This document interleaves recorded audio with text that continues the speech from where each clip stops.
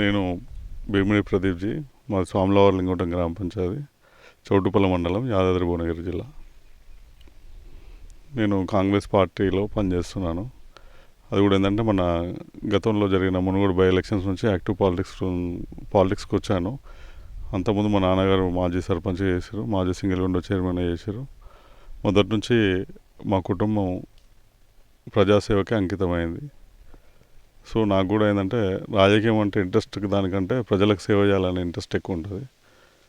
తదనుగుణంగా నేను రేపు రాబోయే స్థానిక సంస్థల ఎలక్షన్లో పార్టీ అవకాశం ఇస్తే పోటీ చేయాలనే ఆలోచన ఉంది. అంటే మీకు సేవ చేయాలన్న ఆలోచన ఎందుకు వచ్చింది? ఎవరు మీకు ఆదర్శం? ఎవరు? నాకు సేవ చేయాలన్న ఆలోచన వచ్చింది. ఎందుకు వచ్చిందంటే ఇందిరాగాంధీ కుటుంబం నుంచి మా నాన్నగారు రాజకీయాలకు ఆకర్షితులై మా నాన్నగారు చేస్తున్నారు, నేను మా నాన్నగారి అడుగుజాడలో నడవాలని చెప్పేసి నాలో ఒక కోరిక ఉంది. సో ప్రజలకు సేవ చేయాలనే అంకిత భావంతో కృతనిశ్చయంతో ముందుకు వస్తున్నాను.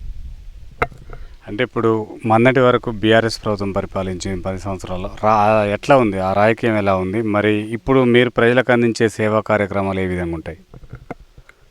గతంలో బీఆర్ఎస్ ప్రభుత్వం ఏం చేసిందనేది ప్రజలకు అందరికీ తెలుసు. అదే ప్రజలకు తెలిసే గతంలో 10 సంవత్సరాలు బీఆర్ఎస్ ప్రభుత్వం అందించినవి కాంగ్రెస్ పార్టీ అందిస్తుందనే ఆలోచనతో కాంగ్రెస్ పార్టీ తెలంగాణ ఇచ్చిన సోనియా గాంధీ మీద ఉన్న అభిమానంతో తెలంగాణ ప్రజలందరూ కాంగ్రెస్ పార్టీకి పట్టం కట్టారు మన ఎలక్షన్లో. దాంట్లో భాగంగా ఏంటంటే గత 10 సంవత్సరాల్లో చేయని ఏవైతే పనులు ఉన్నాయో అవి కాంగ్రెస్ గవర్నమెంట్ వచ్చి నిండా 9 నెలలు కాలేదు. కాంగ్రెస్ పార్టీ ఎలక్షన్ మేనిఫెస్టోలో ఇచ్చినటువంటి ఏవైతే 6 పథకాలు ఉన్నాయో అవి వీలైనంత తొందరగా, అంటే ఇంకొకటి 2 పెండింగ్ ఉన్నాయి. అవి కూడా మా ముఖ్యమంత్రి రేవంత్ రెడ్డి గారు అతి త్వరలో అవి కూడా ప్రజలకు అందించే విధంగా ముందుకెళ్తున్నాడు. మీరు నూతన రాజకీయ నాయకులు, యువ రాజకీయ నాయకులు. ఇప్పుడు మొత్తం కూడా కాంగ్రెస్ ప్రభుత్వంలో రెడ్డి రాజ్యం నడుస్తుంది. దాంట్లో మీరు ఎలా నిలదొక్కోగలుగుతారు సార్? రెడ్డి రాజ్యం అనేది అదొక అపోహ మాత్రమే. సామాన్యులకు దగ్గర ఉండేది కాంగ్రెస్ పార్టీ. ఆ రెడ్డి రాజ్యం అనేది ఏది మన టీఆర్ఎస్ కనుక దురల రాజ్యం అన్నట్టు ఇది రెడ్డి రాజ్యం అంటారు. ఇది రెడ్డి రాజ్యం ఏం కాదు, సామాన్యులది. సామాన్యులకు అతి దగ్గరలో ఉన్న పార్టీ ఏదంటే కాంగ్రెస్ పార్టీ. సార్, ఇప్పుడు కాంగ్రెస్ ప్రభుత్వం ఏర్పడిన తర్వాత 6 గ్యారెంటీలు ప్రవేశపెట్టింది. అవి ఈ విలేజ్కి ఎంత మేరకు లబ్ధి చేకూరుతుంది సార్?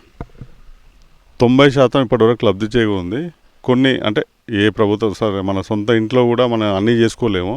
కొన్ని అయితే పెండింగ్ ఉన్నాయి. ఆ కొన్ని కూడా అతి త్వరలో కంప్లీట్ చేసుకుంటాం. మేము ప్రజలకు దగ్గరలో ఉన్నాం, అందుబాటులో ఉన్నాం. ప్రభుత్వం మీద కూడా ఒక మంచి ఒపీనియన్ వచ్చింది ప్రజలకు. అది కూడా ఏంటంటే రైతు రుణమాఫీ ఆయన అంచెలంచెలుగా చేసిండు. అది కూడా ఏంటంటే వడ్డీ కూడా వేయలేకపోయాడు.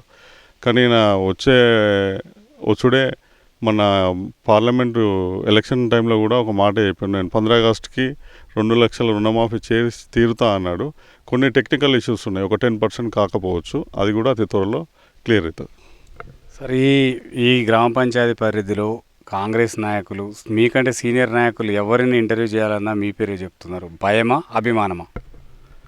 అది అంటే మొదటి నుంచి మా గ్రామ పంచాయతీలో ఉన్నటువంటి ప్రజలందరూ కూడా మా కుటుంబం అంటే ఒక అభిమానం. ఎందుకంటే ప్రజాసేవకు అతి దగ్గరలో ఉన్న కుటుంబం కాబట్టి వాళ్ళు చెప్తారు, దాంట్లో సందేహం ఏం లేదు. అట్లా అని చెప్పి మేము భయభ్రాంతులకు ఎన్నడూ గురి చేయలేదు. మేమంటే ప్రేమతో ఉన్నోళ్ళం, కానీ భయంతో మేము దగ్గర తీసుకునేటోళ్ళం కాదు. ప్రేమతో మా దగ్గరికి వచ్చేవాళ్ళు.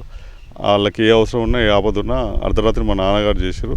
మా నాన్నగారి మీద ఉన్న ప్రేమ నాలో చూపిస్తున్నారు. సరే, ఇప్పుడు గతంలో మీ నాన్నగారు సర్పంచ్ చేసిండు, 10 years 2 times చేసిండు అన్నారు కదా. ఈ ఊరికి ఎలాంటి అభివృద్ధి కార్యక్రమాలు చేసిండు సార్? మా నాన్నగారు చేసినప్పుడు అది గవర్నమెంట్ చంద్రబాబు నాయుడు గారి టీడీపీ గవర్నమెంట్లో ఉండే మా నాన్నగారు. ఆయన రూలింగ్ లేకుండా మా నాన్నగారు ప్రజలకు దగ్గర ఉండి అన్ని విధాలుగా, అంటే మౌలిక సదుపాయాలు ఏవైతే ఉన్నాయో, డ్రైనేజ్ కావచ్చు, మినీ వాటర్ ట్యాంకులే కావచ్చు, ఇంకా అన్నిటికన్నా ముఖ్యంగా చెప్పుకున్నది, అంటే నేను నా నోటితో చెప్తే కాదు, మీరు పబ్లిక్ వైజ్ తీసుకోండి, వాళ్ళే చెప్తారు. ఒక 200 నుంచి 300 పైచీలకు గవర్నమెంట్ లేకున్నా పేదలకు ఇళ్ల పట్టాలు అందించి బాగా దగ్గరైంది మా నాన్నగారు. సార్, ఇప్పుడు మీరు సర్పంచ్గా గెలవాలంటే ప్రజల మధ్యలో ఉండాలి. మీరు హైదరాబాద్ వెళ్తున్నారు, అక్కడ ఉంటున్నారు. ప్రజలు కూడా కొంత సార్ హైదరాబాద్లో ఉంటాడని అంటున్నారు, అందుబాటులో ఉండడు అంటున్నారు. దీనిపైన మీరు ఏ విధంగా వాళ్ళ సమస్యలు పరిష్కరిస్తారు సార్? ఇప్పుడు అందుబాటులో లేదనేది ఒక నెగిటివ్ పాయింట్ మాత్రమే, కానీ నేను ప్రతి ఒక్కరికి అందుబాటులో ఉందంటే మనం ప్రతిరోజు జరిగే వాళ్ళకి అవసరం ఎక్కడంటే విద్య, వైద్యము, వాళ్ళకున్న పర్సనల్ అంటే వ్యక్తిగత బాధలు ఏవైతున్నాయో అవి తీర్చడానికి నేను ఇప్పుడు కాదు మొదటి నుంచి కూడా మేము ముందుంటా. దాంట్లో సోషల్ సర్వీస్లో మా ఎమ్మెల్యే గారు రాజగోపాల్ రెడ్డి గారు నాకు ఆదర్శం. ఆయన ఈ పార్టీ లేదు ఆ పార్టీ లేదు పలానోడు ఇబ్బంది పడుతుండంటే ఆయన వంతు సహాయం చేసేది. సరే ఆయన లక్షలలో వేస్తే మాకు ఆయన ఆదర్శం కాబట్టి ఎంతో కొంత చేయాలి. మనకు దేవుడు ఇచ్చిన 2 కాళ్ళు 2 చేతులు ఉన్నాయి, వాళ్ళు ఏదో ఇబ్బందులలో ఉన్నారు, మన ఒక అవసరం తీర్చాలి, దేవుడు మనందరం వచ్చిండు అనుకోవాలని చెప్పేసి ఆలోచనతో ముందుకెళ్తున్నా. అదేవిధంగా పేద విద్యార్థులకు నేను వ్యక్తిగతంగా స్టడీ చేయిస్తున్నా. అది కావాలంటే మీరు పబ్లిక్ వాయిస్ తీసుకోవచ్చు, వాళ్ళతోటే ఏవైతే నేను ఎవరికైతే చేస్తున్నా వాళ్ళే చెప్తారు.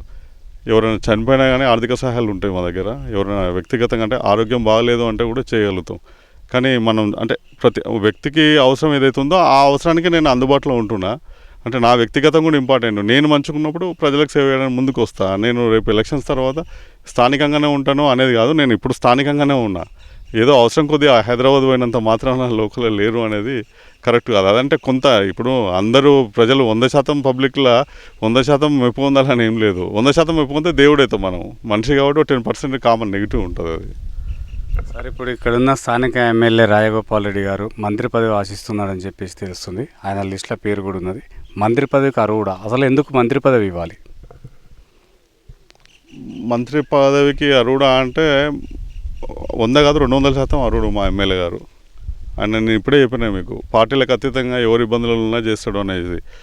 ఆయన అంటే ఇప్పుడు అభివృద్ధి చేస్తున్నాడు. మునుగోడు కాన్స్టిట్యున్సీని, మునుగోడు ఫ్లోరోసిస్కి సంబంధించినది అనేది వాటర్కి సంబంధించి ఫ్లోరోసిస్ డిసీజు చాలామందికి వచ్చినాయి.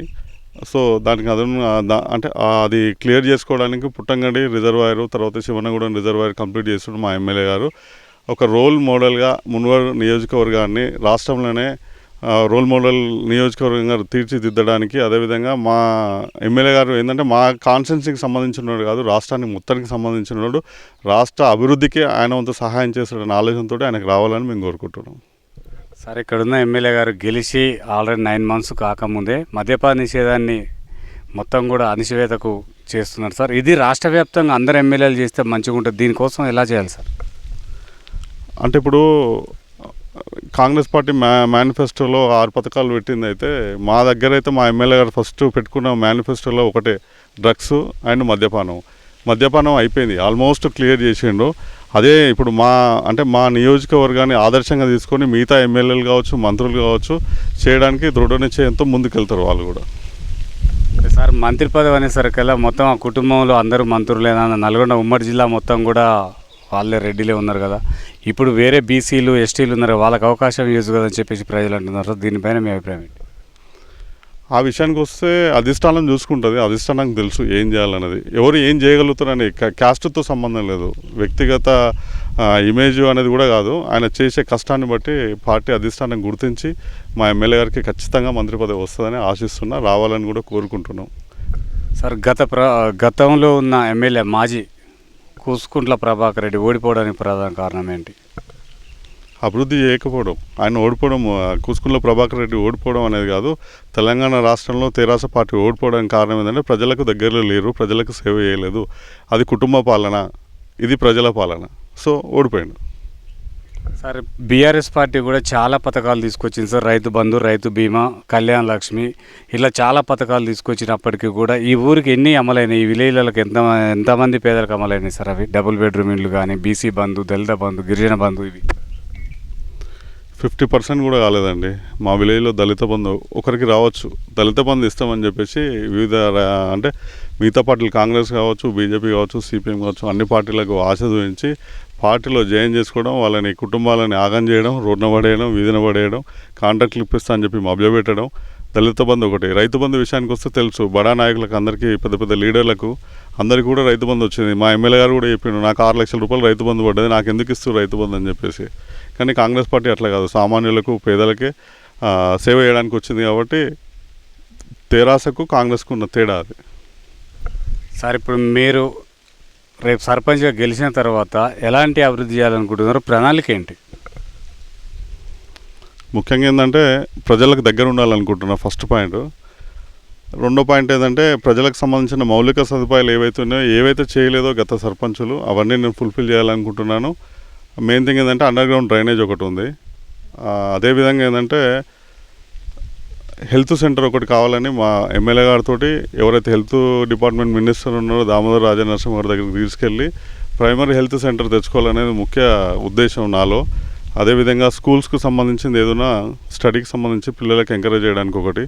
మూడోది ఏంటంటే మా విలేజ్లో చెరువులు లేవు, కుంటలు కూడా పెద్దగా లేవు. వ్యవసాయ రైతులకు దానికి సంబంధించిన నీటి సదుపాయం కల్పించడానికి ఒక ప్రముఖమైన ఆలోచన నాలో ఉంది.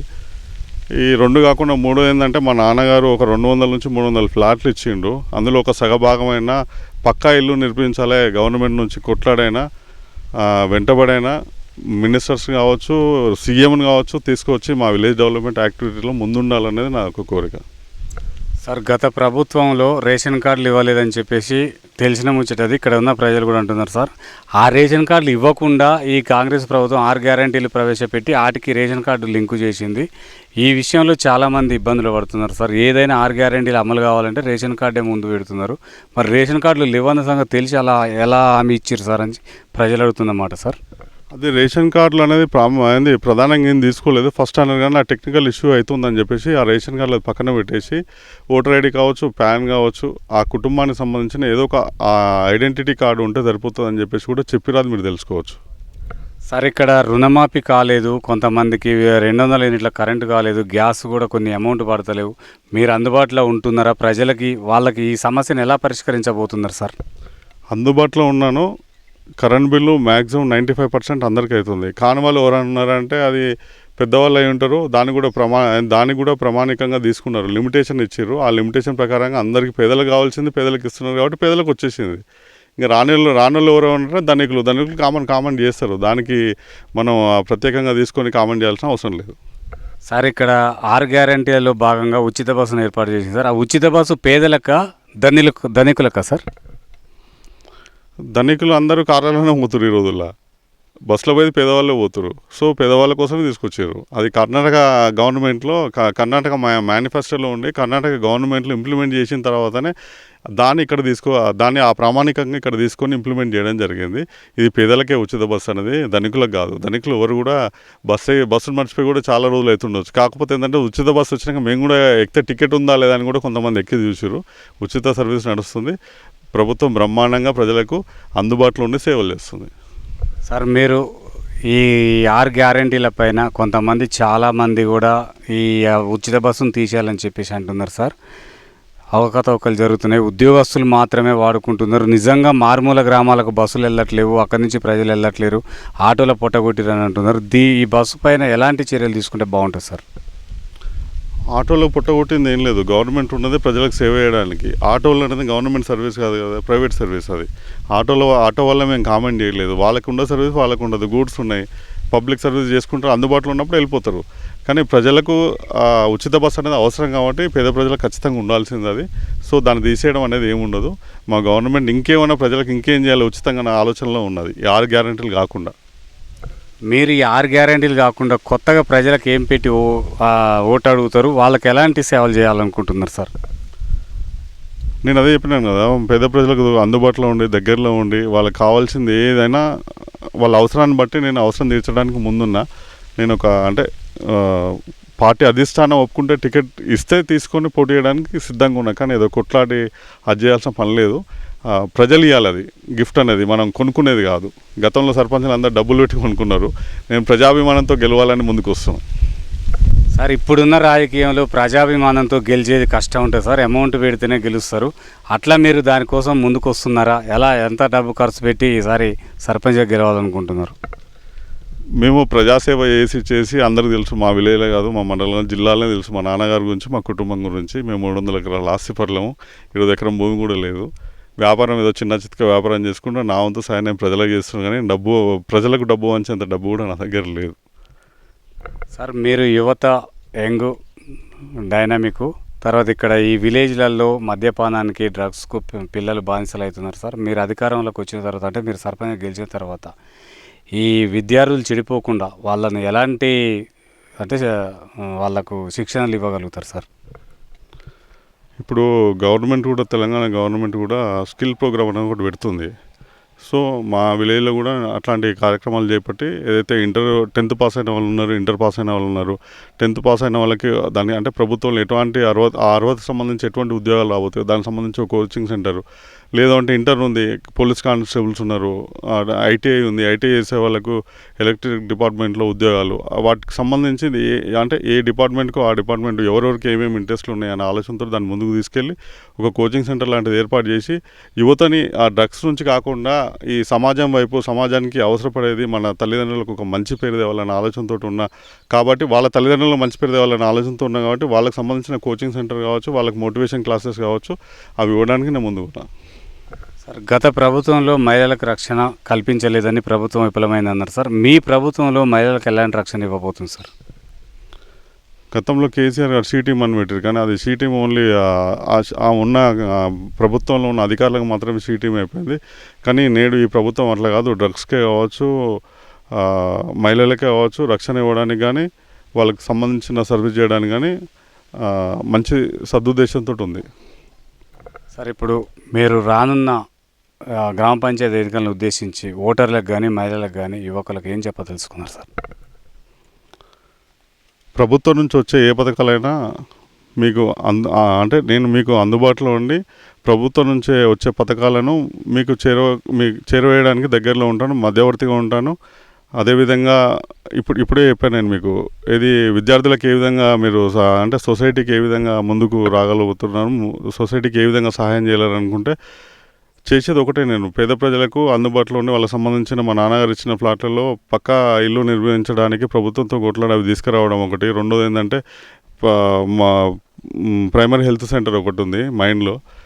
మూడోది ఏంటంటే అండర్ గ్రౌండ్ డ్రైనేజ్ ఒకటి ఉంది. నాలుగోది ఏంటంటే వ్యవసాయ రైతులకు సంబంధించిన నీటి వసతి ఉండేది.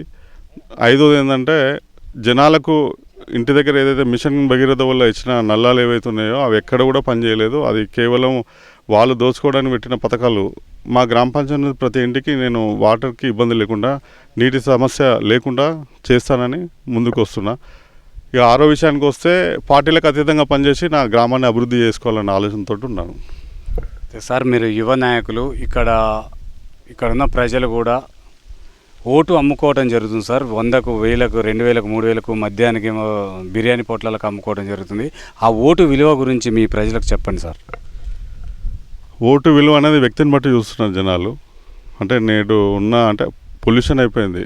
తెలంగాణ వచ్చిన తర్వాత బంగారు తెలంగాణ చేస్తున్నాడు కేసీఆర్. ఇతర తెలంగాణ కాదు, ఇనుము తెలంగాణ కూడా లేదు, ఆయన దోసుకునే సరిపోయింది.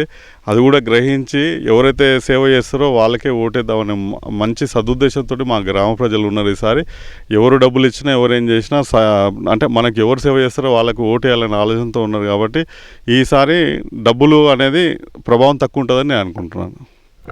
Okay, thank you. చూస్తూనే ఉండండి మీ తెలుగు టీవీ.